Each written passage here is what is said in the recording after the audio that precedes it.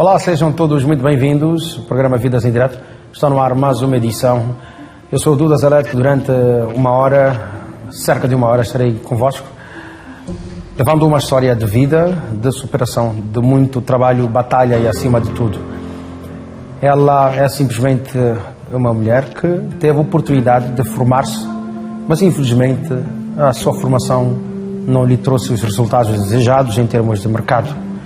Teve que passar por situações de dificuldades, o que fez com que tivesse que abrir ou a fazer alguns negócios de forma concreta, comércio, para poder se ajustar enquanto o tempo passava e pudesse encontrar melhores condições. Graças à família, concretamente o esposo, teve a oportunidade de ver melhores dias sorrir. Hoje ela é consultora também e vai-nos contar um pouco deste trajeto e sobretudo como tudo aconteceu. Passo a repetição. Jéssica Chong é a nossa convidada. Seja muito bem-vinda ao programa Vidas em Direto. Olá, Dudas. Antes de mais, gostava de agradecer pela oportunidade. Devo dizer que sinto-me ainda surpresa. Nunca pensei que pudesse cá vir contar a minha história aqui tão cedo. Sei lá. Às vezes, quando temos alvos, queremos chegar a algum lugar, pensamos que ainda não somos grande coisa. É verdade. Então, devo dizer que sinto-me lisonjeada. É um privilégio para mim. E que, acima de tudo, a minha história sirva para inspirar, sirva para motivar quem nos esteja a ver. Sobretudo as mulheres, não é? Porque, de facto, dia após dia nós temos estado a perceber que para muitos jovens a vida tem estado a ser difícil e, sobretudo, na questão do emprego. É verdade. E a Jéssica não foi exceção, mas traz-nos aqui a realidade. A gente não deve parar por nada. A Jéssica vem de uma família de quantos membros? Pronto. Eu sou filha única. Filha única? Minha mãe. Isso. Da mãe, pois. Mas o meu pai, eu sou a terceira. Na fratria, sou a terceira. E sou a primeira menina, né? Tenho mais... Depois de mim... antes de mim vieram dois. São os meus irmãos mais velhos. Depois vieram mais duas meninas e um rapaz. No entanto, na minha mãe eu sou a única. Ok. Nasceu no bairro da urbanização? Sim. Em que condições é que cresceu? Económicas, financeiras, sociais também? Condições económicas, eu diria, básicas, não é? Necessárias para fazer a vida? Felizmente. Conforme eu disse, nasci e fui criada pela minha avó, pela minha mãe e pelos meus tios maternos. E fui para a casa da minha avó desde o meu primeiro dia de vida. Eu nasci ali pertinho, no Hospital de Mafalante. Vivi lá. Os meus pais nunca chegaram a viver juntos. Então, cresci lá, não é? Fui educada pelos meus tios, pela minha avó e pela minha mãe. E é isso. Eu dizia que cresci em condições económicas básicas, mas sou muito grata porque, felizmente, tanto os meus tios, a minha avó e a minha mãe, eles sempre envidaram esforços para que não nos faltasse nada. Portanto, foi criada mais do lado da sua mãe? Sim. Os avós é tudo do lado mais da sua mãe? Sim. Tenho interação com a família do meu pai, mas não é a mesma coisa quanto as pessoas com as quais eu cresci, que me educaram concretamente, não é?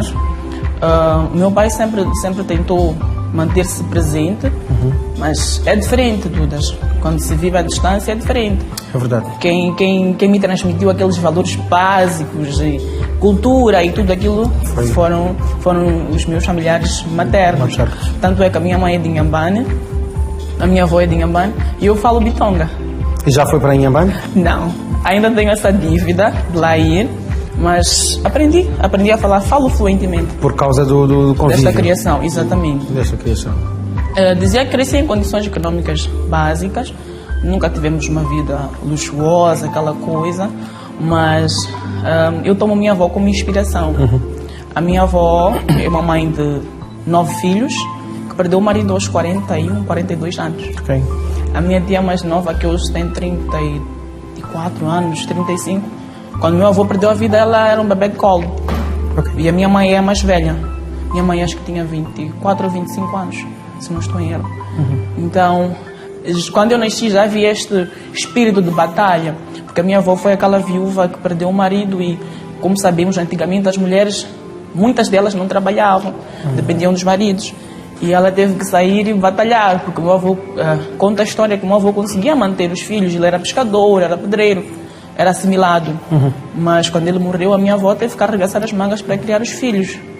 Tanto é que até há 10 anos, eu quando tinha 16, 15 anos, minha avó ainda trabalhava como empregada doméstica. E chegou uma altura que meus tios disseram, não, basta, nós já crescemos, estamos criados, já podemos cuidar de si, mamã. Exato. Então, eu cresci nestas condições. Jéssica, compreendo que, ainda que em curto espaço de tempo, muita coisa aconteceu em sua vida, desde a sua família até a família que criou. Portanto, Sim. desde onde nasceu até a família que constituiu, no caso, o seu casamento. Mas fala aqui de uma realidade que, no caso, a sua avó não trabalhava e depois teve que arregaçar as mangas. Qual a experiência que tira desta situação da sua vida hoje? O que é que pode partilhar em termos de aprendizado? Da minha história? Sobretudo da questão de perda do seu avô, neste caso, começar a sua avó a arregaçar as mangas para ter que... Portanto, ela não trabalhava, teve que duplicar os esforços para poder arranjar algum sustento. Acima de tudo, eu devo dizer que é uma história de inspiração, de resiliência, na verdade. Nós muitas vezes ouvimos falar sobre resiliência e eu, como psicóloga, felizmente tive a oportunidade de aprofundar mais de como é que isto funciona. Muita gente pensa que ser resiliente é não cair, é não falhar. Na verdade, resiliência é mesmo isto: cair, aprender com os erros, levantar e sair dali muito mais forte. E eu devo dizer que eu tomei minha avó como inspiração. A minha mãe também. Ela poderia ter tomado a vida dela, mas ela preferiu abdicar e não foi um sacrifício para ela. Ela diz-me, eu preferi deixar muitas coisas que foram surgindo e ajudei minha mãe a criar os meus irmãos, porque era uma situação difícil. E eu aprendi com aquilo. Assistiu? Não necessariamente porque eu nasci depois, né? Claro que vivenciei as dificuldades todas. Era difícil, imagina, minha avó já estava com 40 e pronto, já estava com 50 e tal anos quando ela ainda trabalhava como empregada doméstica. E eu vivenciei isto, entende? Eu vivenciei isto. E por ser psicóloga é por isso que eu faço um esforço. Tenho alguém que trabalha na minha casa, mas eu procuro ter essa empatia, porque na verdade a psicologia ensina isso, a tratar o próximo como gostaríamos de ser tratados. E é isso. Jéssica, obrigado por esta nota de resposta, mas permita-me também ouvir de si a experiência de viver sem a presença de um pai. Não foi fácil, não é? O meu pai sempre envidou esforços para se fazer presente. Só que o que acontece é que à medida que a gente vai crescendo, a gente vai tendo noção das coisas, a gente vai percebendo que não tem muitas vezes a ver com pagar contas. Exato. E aquela presença. Mas é importante afirmar que eu não senti tanto este vazio. Eu costumo dizer assim, que eu tive 4 pais, que são os meus tios. Ok. Eles sempre estiveram ali, naquela fase da adolescência, que as meninas começam a se descobrir. É verdade. Quando eu quisesse dar um passo, os meus tios diziam não. Eu recordo que eles revezavam-se. Minha mãe é a mais velha, então ela mandava neles. Eles revezavam para ir às minhas reuniões da escola, né? E acredita, eu tive neles um mentor em cada área. Ok. Aprendi a falar inglês com os meus tios, aperfeiçoei depois. O meu outro tio sempre foi o que me dava livros. Ganhei o gosto pela leitura assim. Comecei a me descobrir por conta disso. E tinha também o meu tio mais velho, que era o mais durão. Mas ele é meu pai. E tem um outro que ele hoje trabalha como militar, está em Teta agora. E ele é que era o mais descontraído e tal. Ele despertou um pouco este lado artístico meu e fazia-me ali cantar e não sei o quê. Então, eu devo dizer que sou privilegiada, porque eu não cresci com esta lacuna muito aparente, assim. Porque eu tinha os meus tios que faziam este papel de pai. Mas claro que é diferente, né? É diferente. O fato de poder presenciar um pouco desta batalha o esforço de viver a vida ou de fazer a vida por parte da sua família materna, de alguma forma também incutiu em si um espírito de resiliência, podemos até usar o termo que já... Sim. Porque por aquilo que ainda vamos conversar lá mais para a frente, de alguma forma aprendeu a se virar na vida, porque nasceu também numa família em que conseguia perceber que é preciso fazer um esforço. Sim, sem sombra de dúvidas. E os meus tios, junto com a minha avó, a minha mãe, sempre me apoiaram. Uma coisa que eu ensino hoje como psicóloga acerca de como eu trabalho com gestão de RH e também agora faço um pouco de trabalho social, que tenho um projeto que eu lancei há pouco tempo. Se você quer projetar um líder de sucesso, comece desde a tenra idade. E sem saber, sem serem necessariamente formados, sei lá, no nível superior, meus tios, minha mãe sempre me ensinaram isso. Minha mãe dizia assim para mim, eu sempre fui muito destacada na escola, desde a escola primária até na universidade. Então minha mãe dizia assim, quando o professor perguntar alguma coisa, caso saibas da resposta, levanta a mão e responde. Ela, sem saber, na verdade, me estava a motivar a enfrentar as situações e a falar, não ter medo disso. Tanto é que eu gosto de falar em público, eu falo em público. E ela sempre dizia, jamais tenha medo de perguntar quando tens uma dúvida, jamais tenha medo de pedir ajuda quando tens dificuldade. E eu sou fruto disso.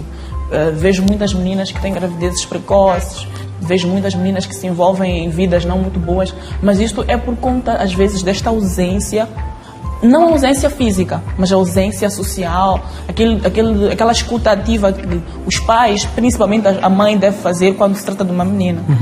Então, eles tiveram, sei lá, tiveram um papel indescritível na minha vida. Apesar dessas todas as coisas boas, guarda alguma tristeza desses períodos, desta fase da sua vida? Qualquer dificuldade que tenha passado?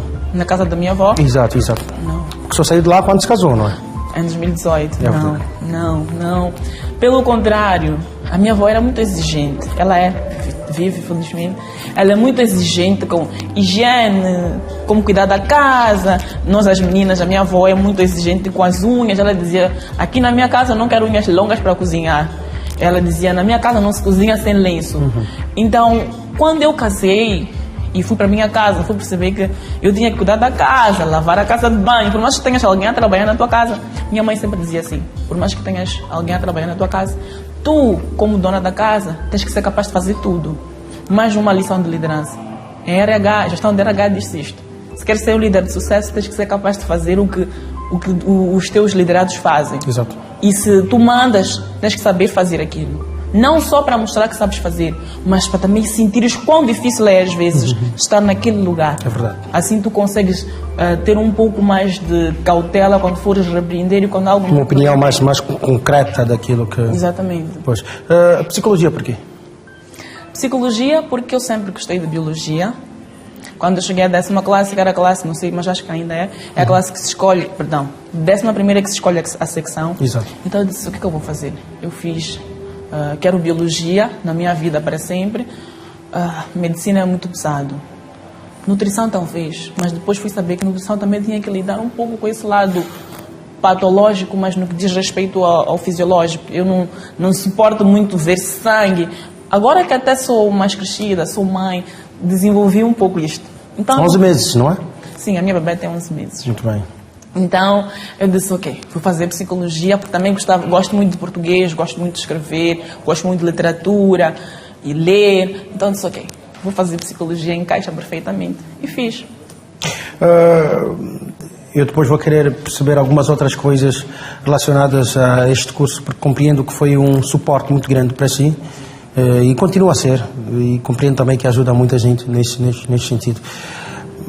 Faz o curso antes, durante o casamento, como é que foi essa? Não, eu entrei para a universidade em 2013 e pronto, em 2013 tive uma situação pessoal e passei por uma depressão profunda, assim, e eu tinha aquele peso de ser responsável.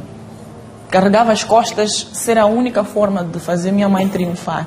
Eu sempre olhei assim, que Não tinha mais ninguém, imagina a responsabilidade. A sua depressão foi já no ensino superior? Sim, eu já estava na faculdade. Então, eu fiquei dilacerada. Ok. Eu não conseguia ultrapassar aquela situação, era algo novo para mim.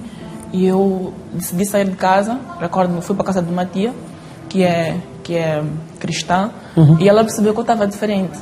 Daí ela levou-me à igreja e dali eu me converti.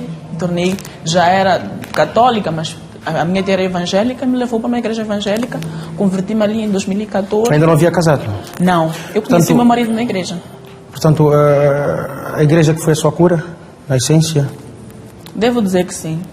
Pronto, eu não neste fórum eu até posso falar um pouco da minha crença, porque como psicóloga é um pouco complicado de falar, porque muitas vezes eu ajudo muita gente e em nenhum momento eu posso colocar a minha crença como a solução. Okay. Porque então, as pessoas podem ter diversas situações de religião e até não religião. Sim. E pode conflituar, não é? Sim. Pode parecer que tu estás a utilizar... É antiético. Pois é verdade. É antiético, na verdade. Mas eu, Jéssica, sou cristã e sou serva de Deus. Conheci meu marido na igreja. Na verdade, eu me converti em 2014 junto com ele. Foi na mesma época, fizemos parte da mesma turma e tal, daqueles cursos básicos, complementares. E o que é que seria, no caso, a conversão? No seu caso? No meu caso, foi um renascimento. Eu encontrei um refúgio, não necessariamente na igreja, apenas. Não devo dizer apenas porque fui muito bem acolhida, mas, acima de tudo, tive a oportunidade de ver a Deus de uma outra forma. Não que na igreja que eu estava não me tivesse ensinado assim, se calhar ainda não tivesse maturidade para perceber isso, entende? Eu sou filha única e minha mãe sempre foi o refúgio para mim. Ela sempre conseguiu suprir todas as necessidades dentro das suas possibilidades. Certo. E aquela situação específica que eu estava a vivenciar, a minha mãe não estava a conseguir. Já era a altura de crescer e era uma situação pessoal minha. Eu não tinha estratégias de enfrentamento, ela também não tinha. E foi dali que encontrei esse subsídio em Cristo, converti-me, fiz parte da mesma turma com meu marido, mas ele era mais uma pessoa, eu precisava de me curar. Tanto é que eu falo muito disto hoje, como psicóloga, mas tenho experiência. Quando nós passamos por uma relação afetiva que não dá certo, eu era nova, não gosto muito de desenvolver isso, porque é passado, mas eu passei por uma relação afetiva. Eu concentro mais na sua cura, não é? Na sua superação, porque, como deve saber, na qualidade da sua formação, há casos extremos de pessoas que durante muito tempo ficam nesta situação, infelizmente complicada, e procuram sair de toda uma forma, não é? E na pior das hipóteses acabam envolvendo-se em coisas que não devem envolver-se. Infelizmente. Não é? E para piorar ainda, algumas até tiram sua própria vida. Infelizmente. Não é? E por isso é que eu incidi na pergunta como é que foi a sua cura. Eu, quando me converti, eu aprendi que eu era preciosa para Jesus. Nas igrejas evangélicas ensina-se isso. Eu era preciosa para Jesus, para Deus. Eu era uma nova criatura. Acima de tudo, uma coisa que a Bíblia diz que é muito bonita é que todas as coisas já são passadas e eu sou uma nova criatura, que tudo se fez novo. Então, todas aquelas más experiências que eu havia vivenciado, à luz da palavra, e olha que eu já estava a fazer o curso, né? Já estava no primeiro ano, mas quando eu entreguei a vida a Jesus, eu encontrei alguém com quem pudesse compartilhar as minhas dores. Muito bem. E foi na igreja que eu conheci o meu marido, mas não foi em 2014, porque eu me converti em 2014. Só me recordo que hoje em dia eu até rio com ele, porque na altura eu disse para ele, éramos amigos, bons amigos. Pois. Eu disse, sabes, tu serias a excelente pessoa para ser o pai dos meus filhos. E ele já era formado e tal, ele disse, por que não sais comigo? Em construção civil. Ele fez desenho de construção. Desenho de construção, muito bem. Sim. Então eu disse a ele, não, eu não estou preparada. Eu agora quero estudar, quero terminar o meu curso, depois eu vou pensar em casar. E ficamos amigos 2014, 15, 16. Em 2017, quando eu estava a terminar o meu curso, não sei como necessariamente. Estávamos num casamento de uns amigos em comum e ele convidou-me para dançar e não sei o quê. E eu percebi que alguma coisa estava diferente. Mas o pico mesmo foi quando eu vi ele com uma menina da igreja. E ele era meu amigo, né? Eu estava feliz. Eu percebi, mas de onde é que... Eu perguntei para mim, de onde é que vem isto? Eu fui para casa. Sim, eu fui para casa, orei. E do nada nós estávamos a conversar, saímos. Ele conseguia... Já tinha tido algumas tentativas na igreja normal. Conversas primeiro, pesquisas, né? Jovens que tinham se aproximado. Jéssica, não sei o quê. Mas ele, até o momento, tinha conseguido ser o único que me fazia sentir bem. E ele dava-me aquele suporte emocional. Tanto é que eu sou psicóloga, ouço muitas histórias, coisas pesadas. Mas o meu marido é aquela pessoa que, quando eu estou muito mal, ele consegue sempre saber o que me dizer. Então, foi isso que fez com que nos casássemos. E não só, temos muita coisa em comum. Somos super caseiros, gostamos de estudar, gostamos de ler. Então, foi o encaixe perfeito. E mais tarde eu me casei, em 2018. 2018. Como é que foi essa decisão de contrair ou de juntar os trapos, como se diz, com essa expressão? Foi incrível, foi incrível. Eu tinha certeza que ele era a pessoa certa porque já éramos amigos há algum tempo. Na verdade, o relacionamento afetivo é perigoso quando nós entramos muito emocionais, menos racionais. Okay. Corremos o perigo de não pesquisar da maneira certa. E com ele eu tinha certeza de quem é que ele era, né? Ele também é servo na igreja. E não por conta de ser servo, mas porque eu sabia quem ele era. Então, só namoramos 1 ano. Quando nós fizemos 1 ano de namoro, fizemos um noivado. As famílias não acreditaram que era qualquer uma precipitação? Muitos não acreditaram que poderia ser algo que pudesse durar, porque parecia uma precipitação, porque eu fiz o noivado em fevereiro e quando eles fizeram o noivado, o meu marido disse em junho eu venho casar com ela. Então, meus tios disseram, não, este menino aqui é mais um desses mentirosos. Então, eu fiz o noivado em fevereiro, adiamos de junho para julho. Tanto é que este mês aqui eu faço, no dia 27, faço 4 anos de casado. 4 anos de casado. Muito bem, contraiu o matrimónio, já tinha terminado o curso? Já. O desafio de buscar o emprego, sobretudo porque já era mãe de casa, ou melhor, mulher de casa, como se também diz, e tinha que avançar, tinha que responder, ainda que o seu marido tivesse o seu papel, mas tinha que fazer diferente daquilo que aconteceu com a sua avó, que infelizmente ela não trabalhava, por razões também sociais e não só. Depois teve que... Por isso é que eu perguntei se de alguma forma tirou lições ali, porque percebi, pela sua história, que me vai contar um pouco mais à frente, mesmo o seu marido, criando algumas condições, acreditou que devesse também fazer o seu papel. Como é que foi já procurar um emprego? Frustrante. Acredito que, se calhar, fazia parte da minha vida. Eu acho que às vezes nós precisamos de ter experiências negativas, porque quando só temos vitórias, temos a tendência de ficar soberbos, orgulhosos. É verdade. I can do everything. E não é bom. E acreditarmos que somos nós, não é? Mas é coisa divina sempre. Então, eu sempre fui muito bem sucedida na escola, nunca chumbei, e até na universidade chamaram para ser monitora. Então, eu estava naquele ritmo de conseguir tudo o que eu queria, a nível profissional. E pronto, quando chegou a vez do emprego, foi uma dor de cabeça. Eu via meus colegas de faculdade a conseguirem, mas eu perguntava para mim, por quê? 50 CVs ou 50 e alguma coisa foi isso. Lançados e poucos resultados. Poucos, e podemos dizer que nenhum, porque efetivamente, pronto, cheguei a trabalhar como docente no instituto, mas não fiquei lá por decisão própria, porque pronto, eu gosto do meu trabalho, mas temos contas, dúvidas. A vida é assim. É verdade. E principalmente porque eu já não estava na casa dos meus pais. Por amar demais o meu marido, eu não conseguia me conformar com aquela situação. E ele é um homem muito comprometido. Antes de nós termos a nossa bebê, que ela nasceu em 2021, ele já era aquela pessoa que preferia dar literalmente tudo para cuidar de mim. E eu não achava justo aquilo. Então, a minha maior frustração, se calhar, vinha daí, do fato de eu não poder lhe ajudar. foi dali que eu disse para mim que eu não me importava com o que tivesse que fazer, não me importei, queria ter alguma fonte de subsistência só para tirar este peso das costas dele. Quando nós nos casamos, nós fomos viver numa casa arrendada, estávamos num condomínio, né?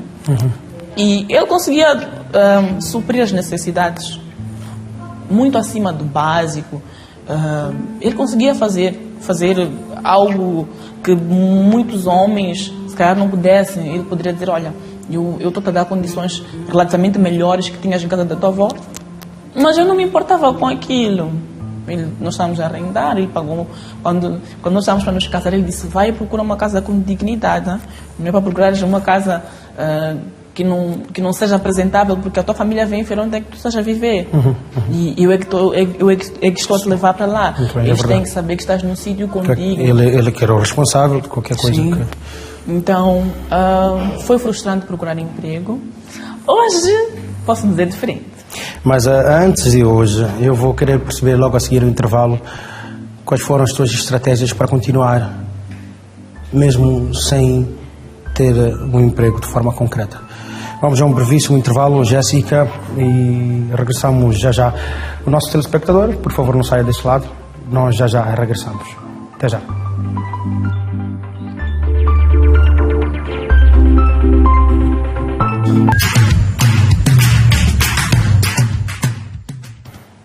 Muito bem, estamos de volta à segunda parte do programa Vidas em Direto. Conversamos com a Jéssica Chong. Jéssica, de facto não houve resultados. E a frustração estava lá. Sobretudo para uma jovem no caso concreto, que estudou e muito bem estudado, está de forma indireta a dizer que não é tão linear assim a vida.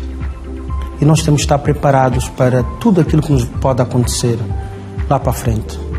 E continuou sem conseguir encontrar uma colocação no mercado.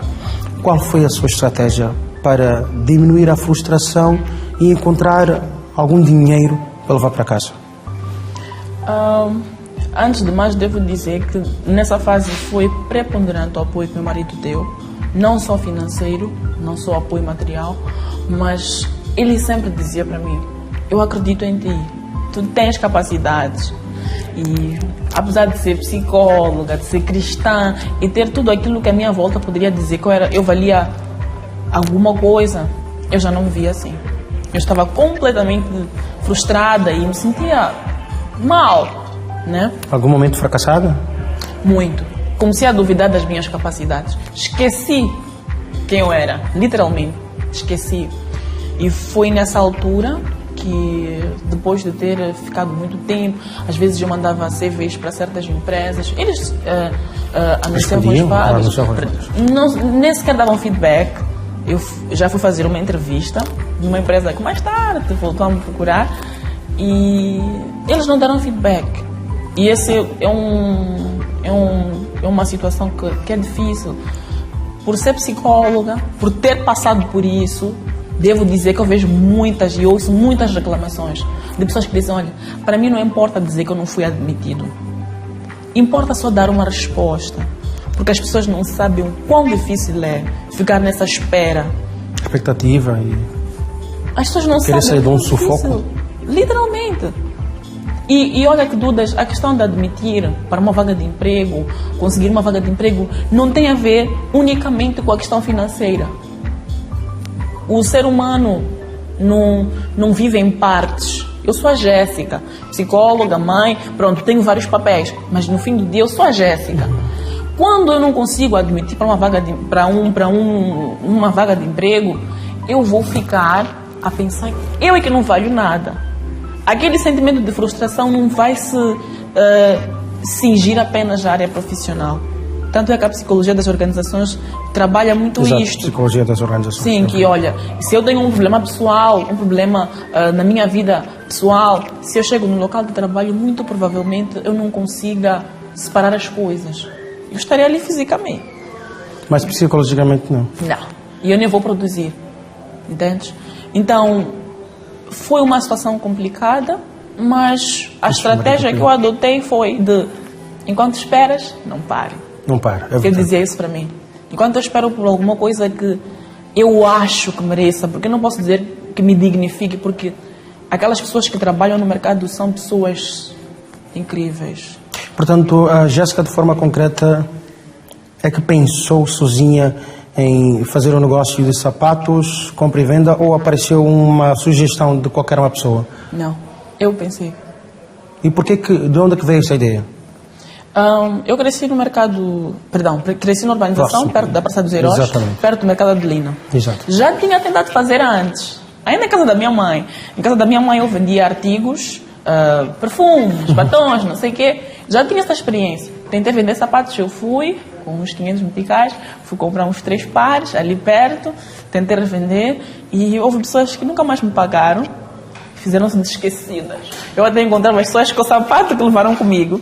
E o mais triste é que eram pessoas que tinham super condição para pagar. Então, o que desencadeou isto foi... Minha mãe vendia sapatos. E eu, na casa onde nós morávamos, era perto da casa desta amiga da minha mãe, que foi a minha mentora lá no mercado. Então, eu acredito que tudo isto acabou por influenciar. Eu recordo que tive essa ideia sozinha, estava frustrada. Estava naquela casa que meu marido conseguia pagar, tinha aquelas condições todas, mas eu estava vazia. Tanto é que às vezes eu ficava à espera dele voltar do trabalho para comer. Porque estava cansada de ficar ali, assistir e sentar e não sei o quê. Eu detesto isso. Então, eu saí e fui ter com ela. Ela disse, não tem problemas, a gente pode começar.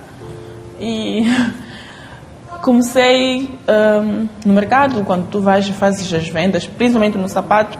Mas onde é que buscou o dinheiro para Meu começar? marido deu-me. Apoiou, mais uma vez apoiou. Sim, ele deu-me.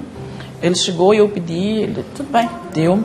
E olha, ele não tinha muito dúvidas. Nós pagávamos uma renda que, para alguém que trabalhava sozinho e que tinha que cuidar de mim, das contas de todas, luz e não sei o quê, foi um sacrifício. É importante, não que meu marido tivesse tantas condições, mas ele viu que eu precisava daquilo. Ele deu-me valor. E era suficiente só para comprar um saco de sapato. Mais ou menos como aquele saco de, não sei se ainda existe, de 50 quilos de arroz. De arroz, pois. Sim, é um saco daqueles que eles enchem com sapato. E o outro desafio no mercado, quando tu chegas, tu tens que ter a tua banca muito cheia. Tens que ter cerca de, se calhar, 6, 7 para atrair. sacos. Sim, porque costuma-se dizer que os clientes não aproximam quando tens a banca supostamente vazia. E... Portanto, a Jéssica não teve vergonha alguma, formou-se ao nível superior e disse, eu não vou ficar por aqui, as coisas não estão bem e eu não vou assumir que eu sou aquela menina do Instagram ou do Facebook ou dos WhatsApps. Eu sou uma pessoa que precisa de condições para viver. Eu vou arranjar, e uma das coisas foi mesmo essa. Sim. Antes de continuar, esta experiência de uma pessoa com nível de licenciatura, ensino superior, a realizar atividades que não são o nível superior, que dizer a quem está em casa sentado como já ficou sentado? Eu acho que acima de tudo nós devemos vencer os estereótipos e não viver de aparências, não viver para agradar as pessoas. É verdade. Uma das coisas que leva as pessoas a se frustrarem muito hoje, e eu abordo isto também agora com o meu trabalho, é a questão das redes sociais. As pessoas vivem muito de ilusões. O Dudas não tem ideia de como é que as pessoas chegam até nós, como psicólogos. As pessoas vivem de aparências. Tu vês uma pessoa muito bonita por fora e quando aquela pessoa começa a abrir o coração, tu descobres que a pessoa está de rastros, literalmente. E devo dizer que as pessoas que mais aproximam mal, entre aspas, não são aquelas que estão a passar dificuldades financeiras. Não são. Mas, indo para este ponto específico, e eu costumo ensinar isto para quem aproxima me pergunta ou pede conselho, eu digo, não tenha vergonha de fazer trabalho honesto. Não tenha vergonha de ser quem tu és. Porque hoje tu estás aqui, amanhã tu podes estar ali. É verdade. Eu acho particularmente que devemos ter vergonha de ser preguiçosos, devemos ter vergonha de viver desculpa, mas desonestamente. Isso é que é motivo de vergonha. Claro que nós estamos numa sociedade que hoje já não se respeita tanto assim os valores. Ou seja, a Jéssica pode ter uma conduta duvidosa, Sim. desde que estacione um carro de luxo ali fora, todos vão Tá tudo respeitar. bem, Mas não verdade. respeitam, não. Lá nos bastidores é quem fala, diz É verdade. é Não tudo tem. vida de aparências. Pois. Eu acho que nós temos que ter a capacidade de dizer para as pessoas, olha, até então é o que eu consigo. Porque na vida, por mais que sejas milionário, vais sempre passar por desafios. É verdade. Sempre. Nós costumamos pensar assim, eu quero ser filho do fulano porque ele ocupa cargo X. Costuma-se dizer que quanto maior a altura, maior a queda, mais agressiva. Então as pessoas devem parar de pensar que vender amendoim, vender tomate, vender laranjas é humilhante. Eu amo estas pessoas. Porque, eu não sei, Dudas, eu sou cristã e eu acredito que Deus usa-se de nós para certos fins. E por ser alguém que precisa muito de ter empatia, nós como psicólogos temos que ter muito isto. Pôr-se no lugar de outra pessoa. Eu não me ponho no lugar de outra pessoa. Eu já estive ali. Já passei por muitas situações que os pacientes se aproximam e falam comigo e eu sei o que eles sentem. Acho que é por isso que eu consigo ter mais paciência com eles. Jéssica, então, decidiu mesmo ir ao mercado com pônei, Sim. colocar a sua banquinha, esteira. Portanto, nem uma estrutura para colocar devidamente a mercadoria, no caso os sapatos, tinha. Não. Para quem já tivesse condições, tinha uma cobertura fixa, mas para quem não, que era o meu caso, eu tive que levar uma esteira da minha casa, levei uma esteira, pus ali e sentava ali no chão. Ao chegar, nós tínhamos que pagar uns moços que carregavam aquelas estacas e eles tinham que comprar as estacas, comprar uma lona, um plástico, alguma coisa para cobrir, para nos protegermos do sol e também da chuva. Felizmente não cheguei a passar dias de chuva, tanto que tal, mas era uma esteira. E eu recordo-me que, como eu fui monitora na universidade, acho que foi por 2 semestres, não sei porquê, mas passaram pessoas que me conheciam. O Empro, o Compone é perto. Sim. Jéssica, o que é que fazes aqui? Eu de cabeça erguida dizia, estou a vender. E, mas o trabalho não houve. Eu estou aqui. Acredita, Dudas, foram dias de muito aprendizado. O que é que viu?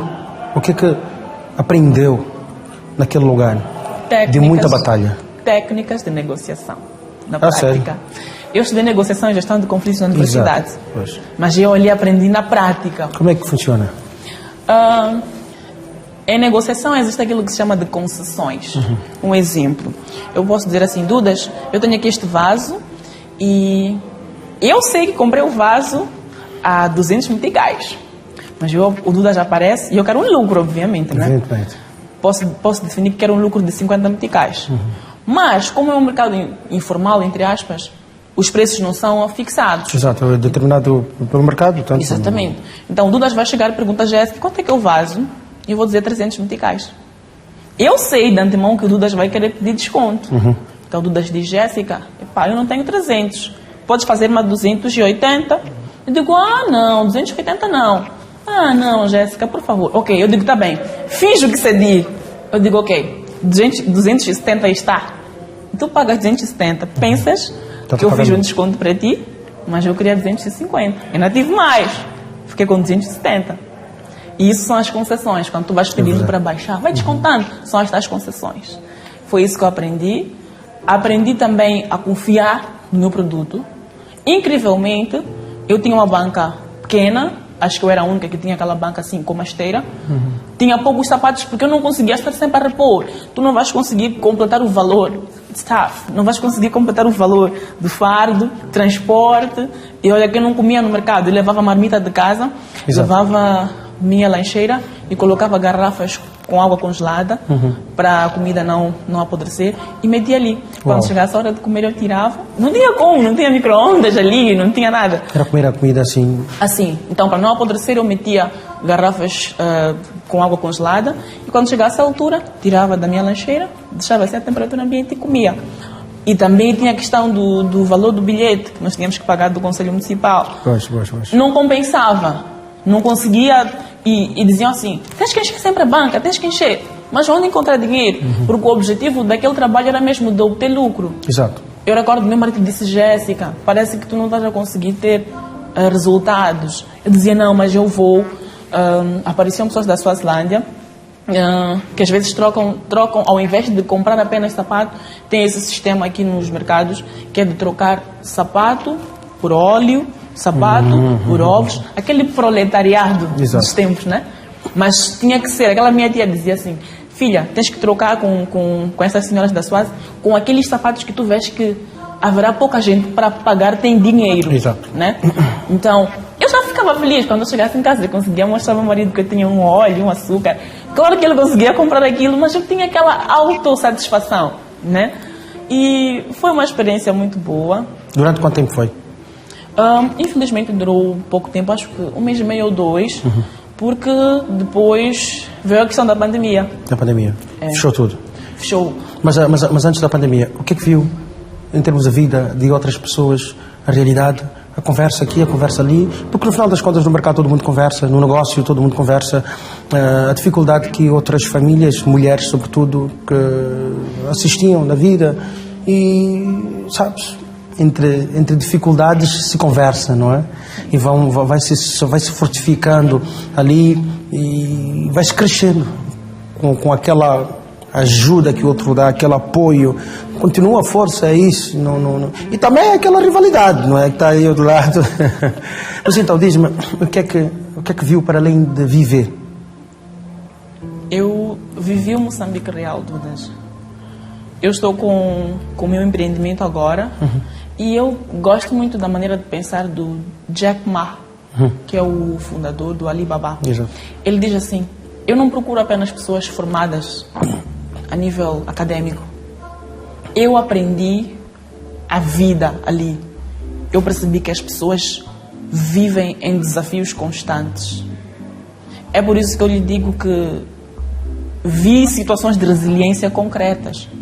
De pessoas que saíam de casa para vender e às vezes não vendes nada. Eu tinha o backup do meu marido, porque ele, quando eu não conseguisse, sei lá, ele comprava, mantinha-nos. Imagina aquela mãe que tem 5 filhos às costas e não conseguiu vender nada. O que fazer? Então eu tive a oportunidade de viver o Moçambique Real. Pronto, não cheguei a ter tantas experiências assim como acho que poderia ter tido se tivesse ficado mais. Mas são pessoas incríveis, acredita. São pessoas incríveis e... É um outro mundo. É. Às vezes, quando nós somos formados e temos aquela coisa de levantar um pouco o nariz, empinar, perdemos a oportunidade de aprender coisas boas. É verdade. Com pessoas que vivem a vida real. Porque se nós formos ver a história de grandes empreendedores, estas grandes marcas que hoje a Jéssica e os seus colegas querem tanto pertencer, se nós olharmos lá para a essência, são pessoas que tiveram que passar por situações de muita batalha. Muita batalha. Aparece Covid, então, voltar para casa. Eu voltei. Aquela minha tia decidiu levar o carro dela e transportar as coisas e eu fui junto, levei os meus 2 sacos, já tinha 2, os meus 2 sacos e voltei. O que é que fez com este material? Depois de uma semana tive a ideia de fazer fotografias, editar, colocar o preço e colocar o número de calçado. Muito bem. Vendia pelas redes sociais. E compravam? Dali, compravam.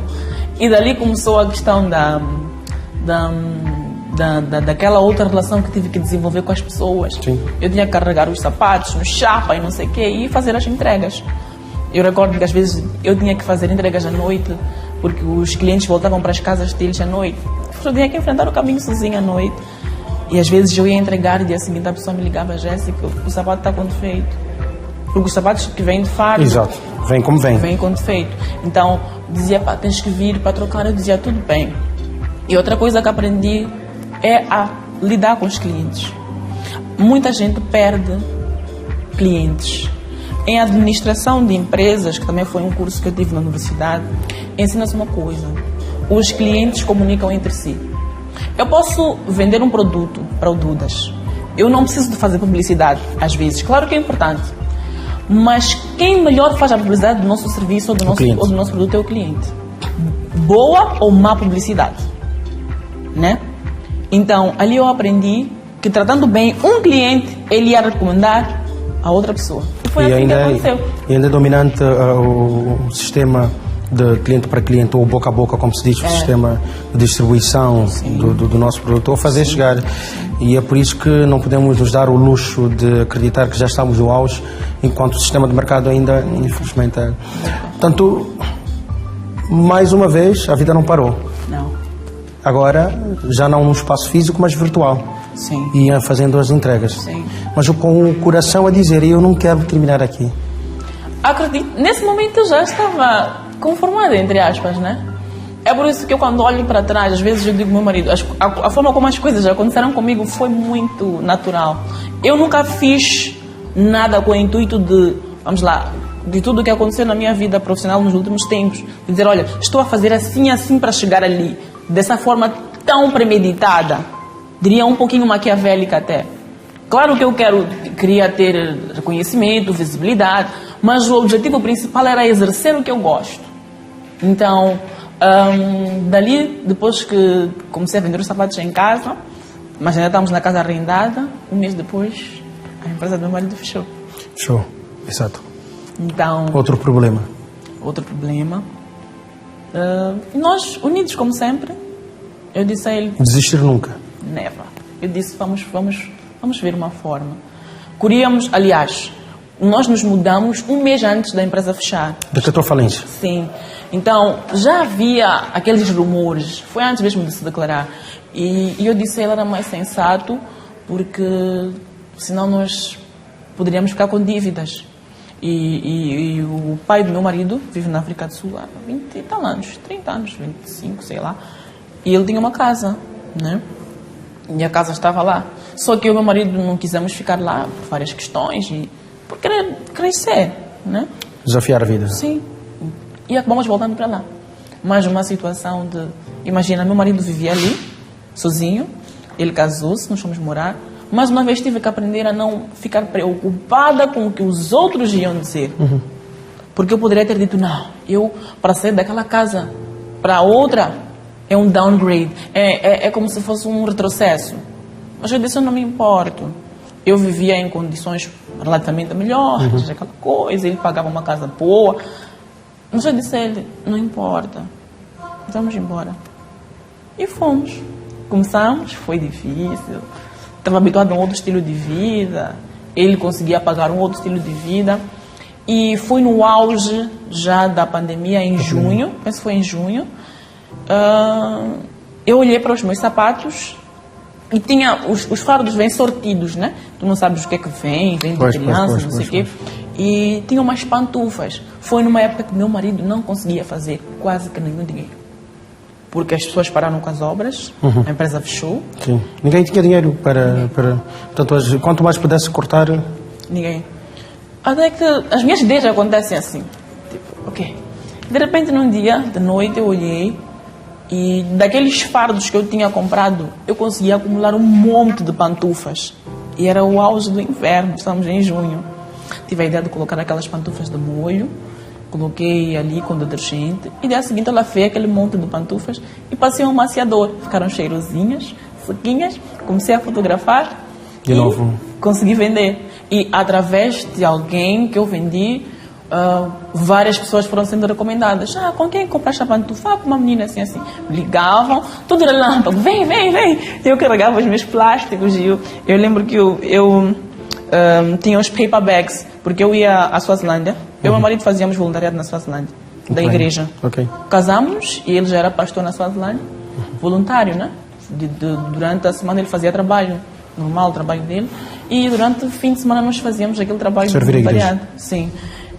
E tinha aqueles paper bags, não sei o que, lá da Suazilândia, e metia os meus sapatos lá e ia vender. E tinha que chegar, às vezes o cliente não quer pegar o pé.